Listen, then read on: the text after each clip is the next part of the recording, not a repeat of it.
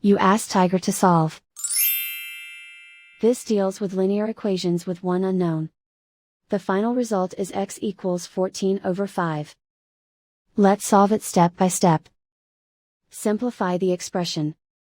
Convert the integer into a fraction. Combine the fractions. Combine the numerators.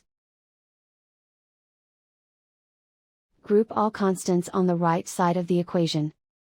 Subtract 2 from both sides. Simplify the arithmetic. Convert the integer into a fraction. Combine the fractions. Combine the numerators.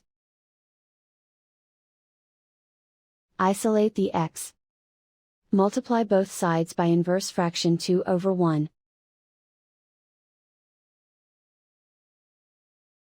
Group like terms. Multiply the coefficients. Simplify the fraction. Multiply the fractions. Simplify the arithmetic. And so the final result is x equals 14/5.